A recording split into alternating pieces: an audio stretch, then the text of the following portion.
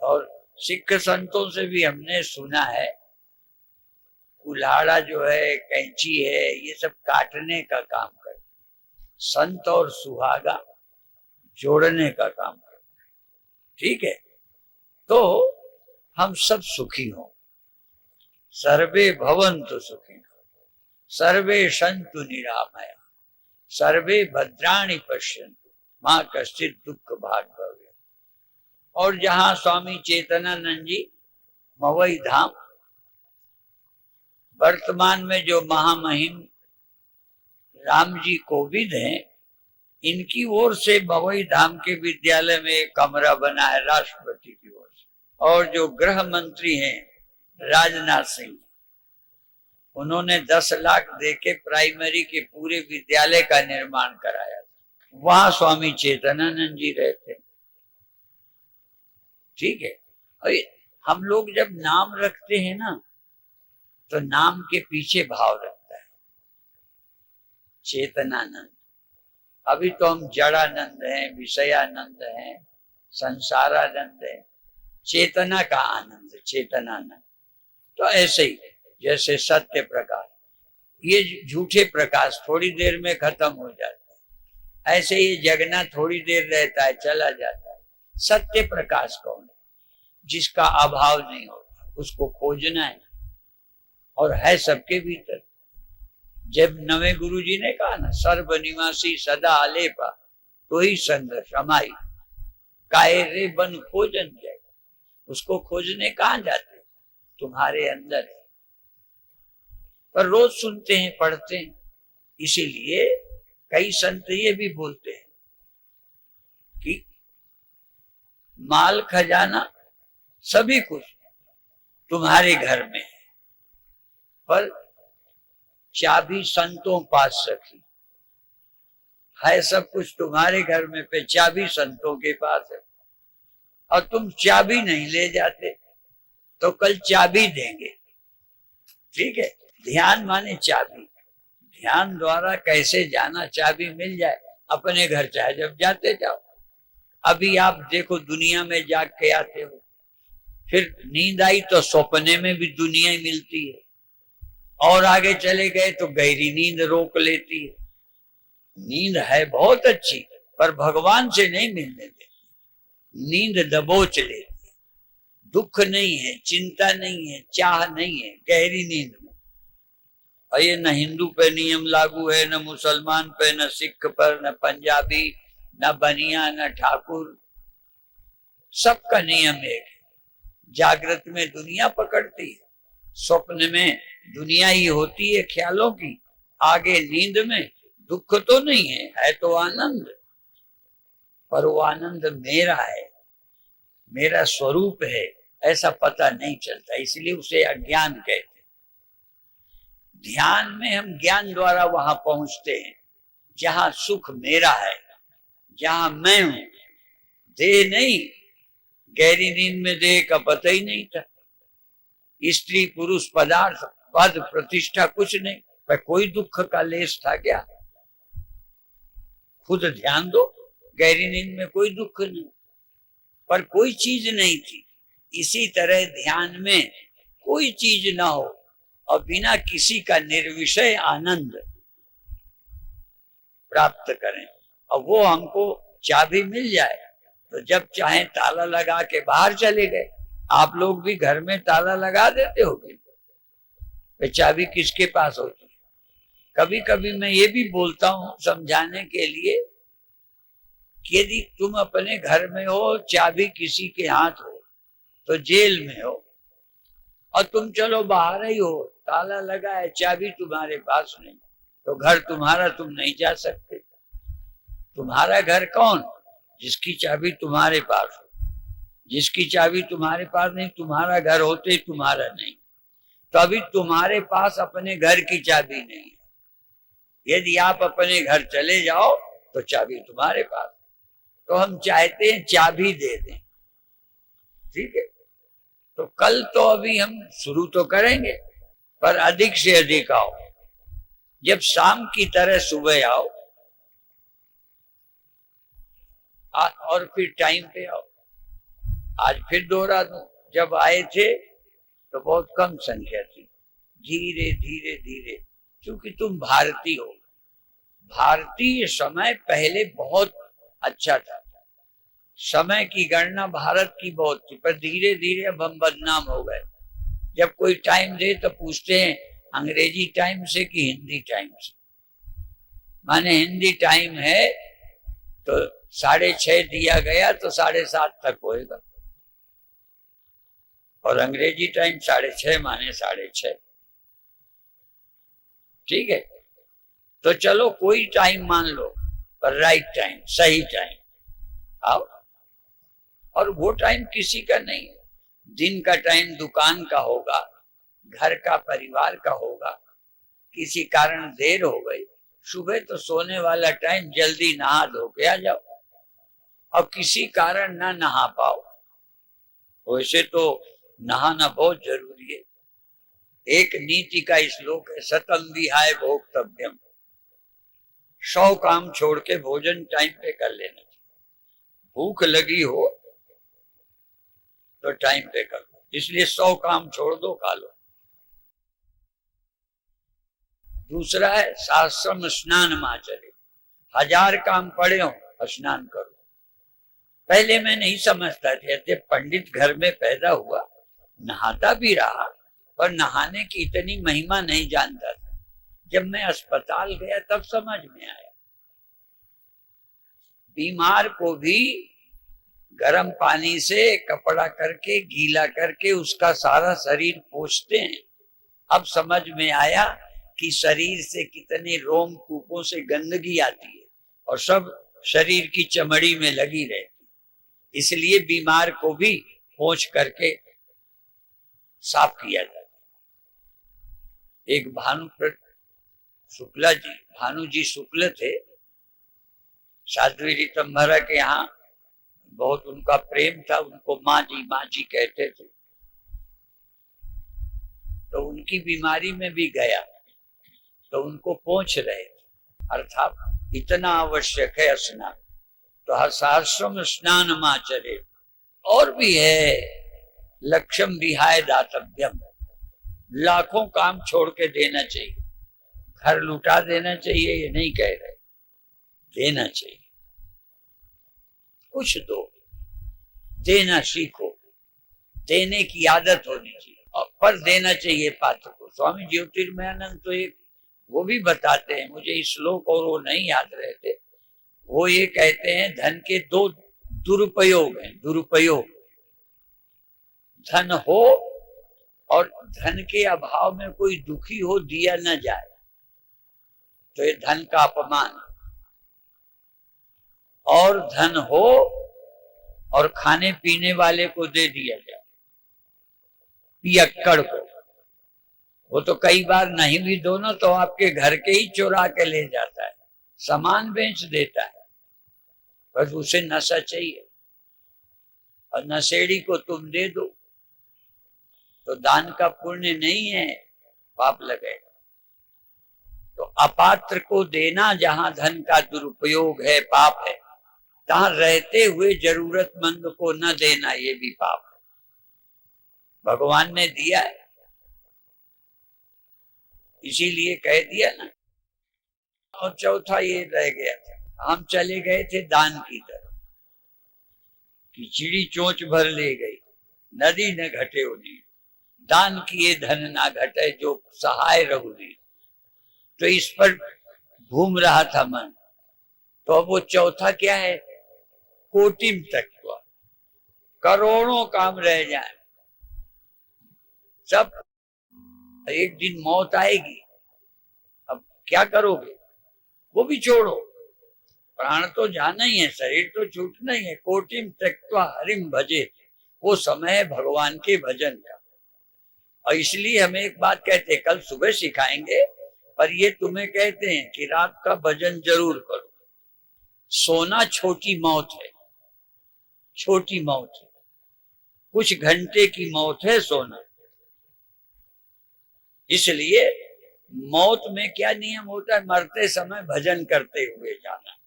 तो ये अभ्यास कब करोगे? जब मरना आएगा, पता नहीं उस समय कर पाओगे, इसलिए रोज अभ्यास करो।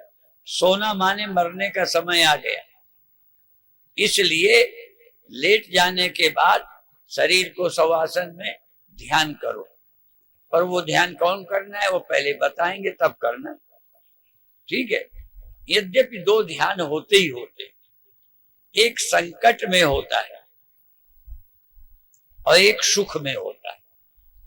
पर अधिकतर लोग एक ही बात जानते हैं, दुख में सुमिरन सब करें, सुख में करे न कोई, जो सुख में सुमिरन करे तो दुख काहे को होए। अधिकतर लोग संकट में भगवान की याद करते हैं। कौन से भगवान? ये हो जाए, लड़का हो जाए, हमारा मुकदमा सुलट जाए, बीमारी चली जाए और लड़की की शादी हो जाए, अटका हो तो ज्योतिषी, महात्मा, भगवान, पीर सब जगह भटक ले, कष्ट में। पर सुख में करे न कोई। पर हम झूठ नहीं बोलते, हम तो भैया हम सुख में सुमिरन कर पाते हैं, दुख में नहीं। देखो मैं हाथ उठा के कह रहा, एक भगवान है जो दुख में याद किया जाता है, हमारा ये काम हो जाए, हमारा ये, हम वो वाले है ही नहीं, हमें कामना है ही नहीं कोई चीज, तो हम क्यों सुमिरन करते हैं? हम सुख में इसलिए कि जब शरीर में न कोई दर्द नहीं है, कोई गड़बड़ नहीं है, तो ध्यान अच्छा लगता है। अच्छा ये बताओ, तुम ध्यान में बिठा दें, उदाहरण दे रहा हूं, ध्यान में बिठा दें और मच्छर खूब लग रहे हो, तुम्हारा ध्यान लगेगा ना? अच्छा बुखार हो, ध्यान में बैठो। हम जिस भगवान की चर्चा करते हैं, जिसका सुबह है, वो शांति में ही लगता है, कष्ट में नहीं लगता। कष्ट में तो देह में लगता है, संसार में लगता है, मच्छर में लग जाता है, सर्दी में लग जाता है। इसीलिए एक बार हमने यही बोला था, याद है कि नहीं है, एक महात्मा दिन भर कम्बल नहीं ओढ़ते थे, जब भजन में बैठते थे तो कम्बल ओढ़ते थे। इसी तरह रात को मच्छरदानी लगाते थे दिन भर ऐसे, तो लोग समझते थे ढोंगी बाबा। पर किसी नजदीक वाले ने पता लगाया कि ऐसा क्यों करते हो, तो कहते हैं रात में मैं भजन करता हूं, तो यदि मच्छरदानी न लगी हो तो मेरा ध्यान मच्छरों में जाता है, भगवान में नहीं जाता। समाधि टूट जाती है, ध्यान टूट जाता है, मच्छर मारने लगता हूं। यदि कोई नहीं तो मैं समाधि में जाता हूं। एक में हमें भगवान में जाना है, एक में भगवान बुलाना है। आप बुलाने वाला भगवान कष्ट में याद आता है, और भगवान में जाना तभी संभव है जब कोई कष्ट ना हो। और तो छोड़ो, भगवान में क्या जाओगे? मैं सुई चुभाऊं, मच्छरों से कटवाऊं और खूब ठंडी में ओढ़ने का न दूं तो सोगे, तो ठंडी सोने न देगी। नींद में नहीं जा सकते तो भगवान में कैसे जाओ? इसलिए जब कोई कष्ट नहीं होता तब समाधि लगती। और इसीलिए हम लोग यही कहते हैं कि आसन का बंधन नहीं, या तो आसन सिद्ध कर लो या आसन का बंधन न रख, आराम से लेट जाओ, आराम से बैठ जाओ। पर आराम में एक ही तकलीफ है, आराम से लेट के यदि ध्यान करोगे तो हो सकता है आपकी घुर्रक बजने लग जाए। समाधि में तो न जाओगे, नींद में चले जाओगे, क्योंकि वो आदत है। चैतन्य महाप्रभु की शादी हुई थी, तो जिसको आप सुहाग रात बोलते हो, अच्छा नहीं लगेगा बोलने में, पर इसलिए मैं बोलता हूं कि सुहाग रात में अपनी पत्नी के साथ सारी रात आनंद में ध्यान में डूबे रहे, समाधि में। और उन्हें लगता था जैसे साक्षात ये लक्ष्मी है, स्त्री है ही नहीं। ये देखो, इसको कहते हैं, हमको जिसकी लगन है उसमें जा सकते हैं। तो हम ध्यान में लेटकर ध्यान में चले जाएं, भगवान के साथ मिलें, स्मरण में डूब जाएं। बहुत विधियां हैं। तो अभी हमें गौशाला की भी याद आई, जैसे अभी हमने राजनाथ सिंह का बताया और श्री महामहिम रामनाथ कोविंद जी का बताया, ऐसे ही हमें वहां भी मानसा में एक गौशाला है, उसको हमारे बादल जी ने 10 लाख रुपया उस गौशाला को पहले सालों में, आज नहीं पहले दिया था। तो कई लोग हैं जो अच्छे काम में लगाते हैं, और कई पार्टी का नाम नहीं लेंगे, कई शिवराज सिंह को यही कहते हैं ये सरकार का धन लड़कियों में और गायों में लगाता रहता है। अब गाय में न लगाए, कन्याओं में न लगाए, तो जुआ खेलने वालों में लगाए, पियक्कड़ों को दे दे। गरीब कन्याओं की शादी में शिवराज सिंह लगाते हैं। गौशालाओं की रजिस्ट्री, यदि गौशाला को कोई जमीन लेता है तो वहां कोर्ट फीस नहीं है। ऐसे ही बादल ने भी बहुत ऐसी छूटें दे रखी, और पुरानी जमीनें जो दबी है निकाल कर देते हैं गौशाला। तो गौशालाएं, गायें तो पूज्य होती हैं, बेटियां पूज्य होती हैं, पर आजकल बेटी और गाय दोनों की दुर्दशा बहुत है। आदमी पागल हो गए, अंधा हो गया। एक श्लोक सुनाकर आज उपसंहार करें। दीवा पश्यति नो लूका, दीवा पश्यति नो उल्लूका, दिन में उल्लू को नहीं दिखता।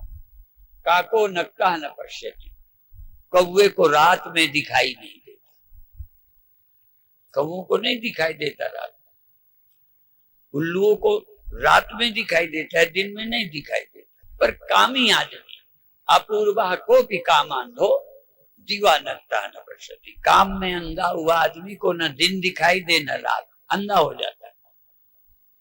न पाप दिखाई दे न पुण्य, न रिश्ता दे दिखाई दे न नाता, न अपनी परंपराएं मर्यादा। इसलिए कामांध पुरुष अंधा हो जाता है, इसलिए कामांध बोलते। तो हमारी आंख खुलनी चाहिए। और भगवान शिव को काम आया था ना, तो क्या किया? तब शिव तीसर नयन उघारा, चितवत काम भयो जरी छारा। काम ने उपद्रव किया तो भगवान ने तीसरी आंख खोल दी, तो काम जल गया। एक है ध्यान, तीसरी आंख खुले तो कामनाएं जल जाती है। तो इसलिए ये जीवन मुक्त होने के लिए मिला है, भोगों के लिए नहीं। ये भोग योनि नहीं है, पशु पक्षी भोग योनि है, पुराने कर्मों का फल भोगने आए हैं। हम पुराने कर्मों का फल तो भोगेंगे, साथ में कर्म बंधन से छूटने के लिए मनुष्य देह मिला है। साधन धाम मोक्ष कर द्वारा, पाई न जे परलोक संवारा। सो परत्र दुख पावई, सिर धुन धुन पछताए। काल ही कर्म ईश्वर मिथ्या दोष लगाए। काल को ईश्वर को झूठा दोष देता है, कर्म को, काल को ईश्वर को, पुराने कर्मों को दोष देता है। ध्यान रखना, आप भी कभी कभी पुराने कर्मों का दोष देते हो। हाँ, पुराने कर्म के कारण हो सकता है बहू अच्छी न मिले, पुराने कर्म के कारण हो सकता है बेटा नालायक निकल जाए, ठीक है, लेकिन भजन से कोई रोक दे ये तुम्हारी ना समझे। इसलिए काल ही कर्म ही ईश्वर है, मिथ्या दोष लगाए। सो परत्र दुख पावे, सिर धुनि धुनि पछताए। अपना सिर ठोकता है, दुखी रहता है, कभी काल को बुरा कहता है, कभी ईश्वर को, वो रूठ गया है हम पर, हाँ? हमारे पुराने कर्म अच्छे नहीं थे, ऐसे 3 बहाना आदमी करता है। तो आप भी 3 बहाना ना करना, भगवान रूठ गए हैं, हमारे कर्म ऐसे ही हैं, और समय ठीक नहीं है। काल, काल ही कर्म ईश्वर, मिथ्या दोष लगाए, झूठा दोष लगाते हैं और अपना जीवन बर्बाद करते हैं। इसलिए कर वहिया वलापने, छाड़ पराई आस। जाके आंगन है नदी, सो कस मरे प्यास। तो जैसे जैसे आंगन में नदी हो तो प्यासे क्यों मरे? तो आपके भीतर सर्वनिवासी सदा लेपा बैठा है, तुम्हारे भीतर। और तुम तर पानी में मीन प्यासी है, पानी में मैं सुन सुनी आवे हासी है, पानी में मीन प्यासी है। ईश्वर हम पर रूठा हुआ है, कोई ना कोई गड़बड़ी कर देता है, और जब कार्यक्रम होता है उन्हीं दिनों गड़बड़ी हो जाती है। कोई ना कोई बहाना। इसलिए बहाना नहीं करना, सुबह के कार्यक्रम में और आज शाम के कार्यक्रम में रोज आना है। और देखो शास्त्री जी का यदि पसंद आएगा तो अपन सोचते हैं क्या करें, इनको देर तक कथा करने का तो 10 मिनट में भी कर लिया, थोड़ा करके बंद कर दिया, कंट्रोल है। लेकिन ये कथा करते हैं तो कथा वालों को ज्यादा टाइम, यदि इनका पसंद आ जाएगा ना तो पहले आप जानते हो 3 सभाएं होती थी, और ये पंजाबी में सुनाते हैं शास्त्री जी, ठीक है। 3 कार्यक्रम बढ़िया चले। और हमारे सम्मेलन का नाम भी जानते हो क्या है? भक्ति योग वेदांत संत सम्मेलन। माने 3 सम्मेलन किनके द्वारा? संतों के द्वारा। भक्ति योग वेदांत। तो यहाँ योग के 2 अर्थ हैं। जो शास्त्र वाले हैं वो हमारे इसका अर्थ क्या करते थे? भक्ति और योग का अर्थ करते थे कर्म योग। भक्ति योग, कर्म योग, ज्ञान योग, वो ऐसा अर्थ करते थे। पर चूंकि हम कर्म योग के बिना ध्यान कराते थे तो हमारे सम्मेलन में योग का अर्थ है ध्यान योग। बाकी शास्त्र वालों से 3 कहो ना, भक्ति योग और भक्ति योग वेदांत, तो कहेंगे भक्ति और योग माने कर्म योग और वेदांत ज्ञान। पर हम अर्थ करते हैं भक्ति योग वेदांत। तो इसमें भक्ति के भी प्रवचन, योग के ध्यान के भी और वेदांत के। और जो जिसमें निपुण हो वही दवा देवे, जो जिसका स्पेशलिस्ट है। हाँ, अब कई वेदांत बोलने लगे, आता है नहीं, और कई योग की बात करने लगे, कभी ध्यान किए ही नहीं। एक बार संत का नाम न लेंगे क्योंकि नाम लेने से लगता है जैसे वो नहीं जानते। किसी महान संत के पास एक व्यक्ति गया, कहता है ध्यान में इतना तो मुझे प्राप्त है, आगे का मुझे। तो उन्होंने कहा स्वामी परमानंद के पास जाओ। तो चूंकि ध्यान हम कराते हैं, ध्यान में क्या क्या होता है, कहीं कुंडलनी जग गई, कहीं रोशनी हुई, कहीं ध्वनि होने लगती है, दिव्य नाद, और कभी कभी नाद इतना ज्यादा होने लगता है कि वो बंद ही नहीं होता, दिन में भी चलता रहता है। तो वो कहते हैं स्वामी जी अब उपाय बताओ, बंद कैसे हो। इसी तरह अनुभव कई होते हैं, कई की कुंडलनी जग जाती है तो बाजा बजाता हो कोई, तो बाजा बज रहे हैं उसकी कुंडलनी जग गई। वो ब्याह शादी में नहीं जाते क्योंकि ढोल बजेगा बाजे बजेंगे तो कुंडलनी चल पड़ेगी। तो ये ऐसा कई बार ये चीजें पीछे पड़ती है, इसलिए किसी विधिवत योगी से सीख कर करना चाहिए। और न इच्छा होने पर भी थोड़ा छोड़ने का अभ्यास रखना चाहिए। कई लोग कहते हैं महाराज ध्यान न छूटे, ऐसा बता दो, आशीर्वाद दे दो। तो कई बार तो भी छोड़ने की जरूरत पड़ती, क्योंकि वो वाला ध्यान नहीं है जो अंदर जाता है। कई बार कुंडलनी में विचित्र क्रियाएं होने लगती हैं, हिलने डुलने लगते हैं, सिर हिलाने लगते हैं। कई लोगों को पता होगा जैसे कोई देवी देवता आते तो फिर रोकना पड़ता है। तो बंद करने का भी गुरु के अनुशासन में रहना चाहिए। अथ योगानुशासन, गुरु की आज्ञा हो छोड़ दो तो छोड़ दो। कई बार ध्यान में लोग बैठे होते हैं, सभा खत्म हो जाती है तो हम निकलते हैं, यदि हम कह दें कि धीरे से छोड़ दो तो फिर वो छोड़ देते, और दूसरा कोई हिलाने चला जाए तो उन्हें बुरा लगेगा। तो चूंकि श्रद्धा है इसलिए चुपचाप वो छोड़ देते। तो पहले ऐसी श्रद्धा चाहिए। हम लोग तो कहते हैं ध्यान वाले व्यक्ति में इतनी सामर्थ्य होती है कि जब चाहे नींद आ जाए और जब चाहे नींद छोड़ दे। महात्मा गांधी 10 मिनट का समय होता था तो सो लेते थे और उठ के काम में लग जाते। एक बार मुझे सम्मेलन था बहुत बड़ा, उसमें पूज्य स्वामी गुरु शरणानंद जी, कृष्णानंद गोविंदानंद जी, मनोहर दास जी, हरिगिरी जी महाराज, ब्रह्मलीन स्वामी, अखंडानंद, वृंदावन वाले, बहुत प्रसिद्ध प्रसिद्ध संत। तो व्यवस्था जरा बड़ी हो गई, तो मुझे थोड़ा दिमाग में बोझ था, जिम्मेदारी ज्यादा थी। मैंने कहा मुझे घड़ी से 10 मिनट का टाइम दे, 10 मिनट बाद में 10 मिनट को मैं लेट गया और लेट कर एकदम पूरे शरीर को, दिमाग की नसों को भी ढीला कर दिया। कोई कल्पना नहीं, जैसे लोग नींद में जाते हैं। मैं ध्यान में चला गया और ठीक 10 मिनट के बाद उठ गया, बिल्कुल जैसे मैं 10 घंटे सो के उठा हूं। तो विद्यार्थियों को, टेंशन वालों को यदि ध्यान की विधि आ जाए तो ध्यान पढ़ते पढ़ते थक जाए तो 5 मिनट ध्यान कर लें, फिर पढ़ लें। इस तरह ध्यान के बड़े लाभ हैं, पर उसके लिए कैसे जाना, वो विधि आनी चाहिए।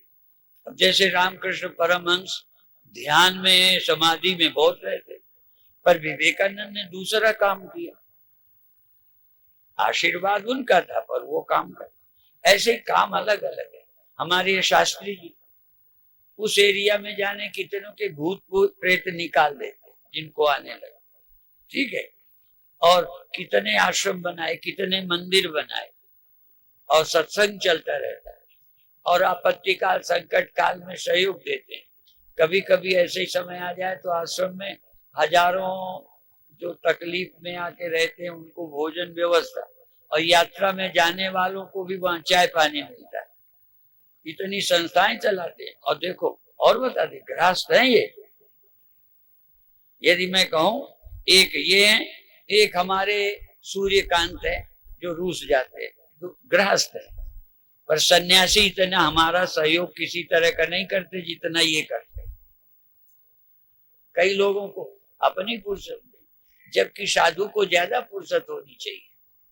गृहस्थ को 100 काम है, तो ये घर का काम भी निपटाते हैं। इनके 2 बच्चे हैं, ठीक है। आप आश्चर्य करोगे, और सारा जीवन कथा में, सत्संग में व्यतीत करते, और तुम्हें समय नहीं मिलता। आप भी चाहो तो गृहस्थी केवल इसलिए थोड़ी है, गृहस्थी भी भगवान का काम। और एक बात आज कह के समाप्त करूंगा, गृहस्थी बुरे नहीं होते। मैं तो बार बार कहता हूं, भगवान ने तक कह दिया है कि ये जो काम है ना सृष्टि चलाने के लिए, प्रजनस चास्मि कंदर का, आप भाग्यशाली हो, भगवान का काम कर रहे हो। तो एक कहानी कह के समाप्त करता हूं। अमृतसर में मैं प्रवचन करने जाता हूँ सन 65 नहीं जानते होंगे कहीं, हाँ 65। अच्छा, पंजाबी तो कहे, पर फिर भी आजकल बच्चों को हिंदी की गिनती नहीं आती, वो इंग्लिश की जानते हैं। उनको 59 पूछ लो, 69 पूछ लो, 79 पूछ लो, तो आते ही नहीं। खैर, तो एक सरदार जी रिक्शा लिए खड़े थे, मैं प्रवचन करके रोड पे पहुंचा, तो उन्होंने सोचा बाबा जी रिक्शा चाहिए, तो उन्होंने कहा आइए। मैंने कहा नहीं, मुझे रिक्शा नहीं चाहिए, पर देख मैं उन्हीं को रहा था। तो उनको मैंने कहा, मैं तुमको ऐसे देख रहा हूं जैसे गुरु गोविंद सिंह के केस थे ना, ऐसा देख के मुझे लगता है जैसे गुरु गोविंद सिंह के रूप है। और उन्होंने कहा भी है, खालसा मेरो रूप है खास, खालसा में करूं निवास। उन्होंने कहा मैं खालसों में निवास करता हूँ, खालसा मेरा रूप। मैंने कहा मैं आपको देख रहा हूँ, तो समझा महात्मा अच्छे हैं, लेकिन तब भी उसने मुझे महात्मा नहीं समझा, पर अपनी बात बताई। कहता है मैं गृहस्थ हूँ, मेरे 2 बच्चे हैं, पत्नी है, मैं रिक्शा चला के खर्च चलाता हूँ, ऐसा बोल, और बड़े खुशी से। और मैं 5 वाणी का पाठ करता हूँ, जाप करता हूँ, मूल मंत्र का पाठ करता हूँ। मैं जुआ नहीं खेलता, शराब नहीं पीता, बाजार का नहीं खाता, और बड़ा खुश। और कहता है आप साधुओं की गृहस्थ, फर्क समझ लो। आप गृहस्थ होते आधा मन आपका, हम तो गृहस्थ ही हैं। वो क्या कहता है, आप साधुओं की गृहस्थ। उसे नहीं पता था कि मैं साधु। मैंने कहा साधु, तो कहता है आपको 1 पुण्य मिलेगा, मेरे को 2 पुण्य। मैं भगवान का, सृष्टि का काम भी करता हूँ, भजन भी करता हूँ, 2 काम करता हूँ। आप केवल भजन करते हो, भगवान का काम नहीं कर रहे हो, ठीक है। तो आप गृहस्थ माने भगवान की सृष्टि चला रहे हो, ठीक है। आप भी, हम चाहते हैं ऐसे ही बनो, घर के काम करते भी भजन भी करो, ठीक है। अब प्रातः काल फिर आइए। ओम शांति शांति शांति।